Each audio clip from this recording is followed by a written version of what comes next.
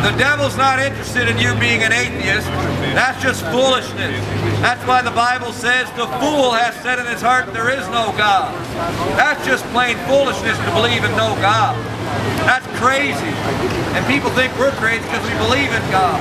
Listen, I was talking to my cousin one time who's a psychologist in London. He was telling me that for believing in God, that I had a psychosis. I was mentally ill, according to my cousin. So then I asked him, I said, well, wait a minute, how do you define mental illness, friend? How do you define it?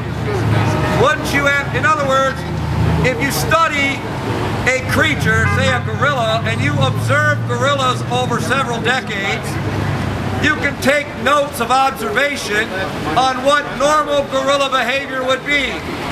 You do that by observation, you know, science. And so you observe them, and then you see a gorilla that does something, quote unquote, abnormal. That would be abnormal behavior based on what normal behavior is that you've noticed by observation. So where am I going with this? If you observe this creature called man, and you observe him for 6,000 years like we have, you would observe that without a doubt that men innately believe in a God. They either believe it's the sun, a rock, a stick, a fish, something. They believe in a God. 6,000 years of human history will demonstrate and prove that normal human behavior is to believe in a supernatural God of some kind. That is normal. That's why the Bible says, the fool hath said in his heart there is no God.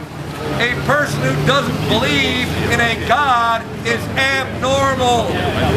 That person is the one with the problem, not the one that believes in a God. Okay, so now that we can eliminate who has mental illness and who is abnormal, let's move along in the story. Those that are not fools at least believe in a God. At that point, you've got to figure out which one is the right one. Which one is the God of reality? Which one is God? If there is only one. That's normal, logical, deductive reasoning based on human observation. So my friend, that's why we can observe things in light of reality through the scriptures and find out that the God of this Bible that I hold in my hand right here is the Creator God. Amen. Because everything in this book has come true. Everything in this book has proven itself. Everything that can be tested, demonstrated, and provable has passed the test. Well, you know where it is. So my friend, listen, that's what we're preaching about. The God of the Bible. The living and true God. You say, well, how do you know He's true? Well, I know He's true because He saved me from my sins, number one. You say, okay, well, that's just your psychosis. That's fine, you can conclude that, my friend. But you wouldn't believe that that building behind you got there by accident. Why? Because you look at it, you say, there's too much order there. The bricks are stacked perfectly on top of one another. It's got these things that we call windows that somebody can see through. There's a door that happens to be the right height that a person could walk through. That looks like it's been put together by something with intelligence. Yes, you've never seen the builder of that building.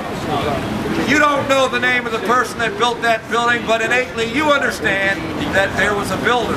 But then you look at your brain, you look at your body, and you look at all of creation, the air, the food, the trees, the vegetation, so forth, and you think that all got here by accident.